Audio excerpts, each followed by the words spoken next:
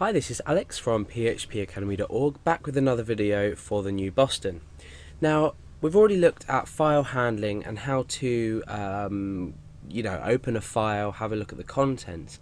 However, what we need to look at is how we can read a specific directory and list all files. So you've probably already guessed there's going to be a loop somewhere in here to loop through the contents of a directory and display each file. And what we're going to be doing is we're going to just be displaying this as a list, and then we're going to create a hyperlink for each file so we can click on it. Now, first of all, let me explain why this might be useful. Let's say you were creating some kind of file-based photo gallery, and you wanted to have several folders, for example. Let's just take a look at the directory structure that I've chosen. I've got file.php, which I have open in my text editor, and I've got this files directory here. Now inside here, let's just put a star in there. We've got first file.txt, second file.txt, and third file.txt.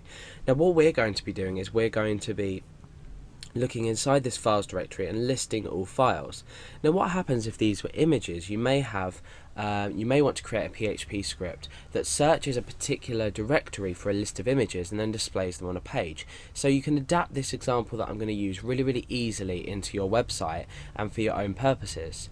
So we're going to be using two different functions. We're going to be using the open directory and the read directory. Now you've probably guessed the difference between the two. The open directory function will actually open the directory and load it into a handle, much like we've done previously with loading a file into a handle. Then we can do something with it. With the read directory, we're going to put this into the loop and create the read directory as another variable. So the read directory is going to read the handle, which is then going to equate to another variable called file. So you'll understand probably a bit better when I go into the example and show you. So the first thing we need to do is set up a variable called directory, and I'm doing this simply so I can reuse this over and over again in my program. Now remember, the directory that we want to open is files, so I'm going to just type in files there. I'm not going to include any trailing slashes or anything like that. I'm going to let my program handle this later on, especially when, say, you were releasing some kind of script that you use this to the public. You might want to create a variable such as file to read or something. Now you don't want your user to have to think, oh, do I need to put a slash there or a forward slash here or whatever. So you just want to have this as a single string with no other symbols in, just to make it a lot easier for you and anyone that might be looking at your code. So now what we want to do is we want to create a handle with using the opendir function.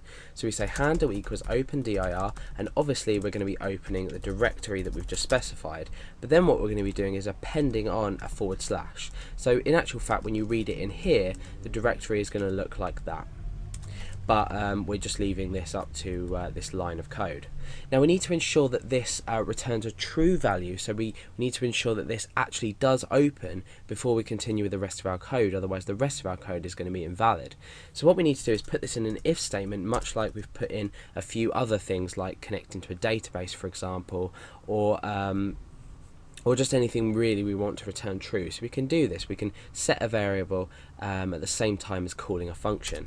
So if this is true, then we need to go ahead and continue with the next step. Now just for purposes of aesthetics, making it look nice, I'm going to echo out looking inside, and then I'm going to put the directory name just here. So I'm going to say directory like that, so it will read looking inside files. This is another reason I didn't do slashes, because we're just going to specify the directory as plain string,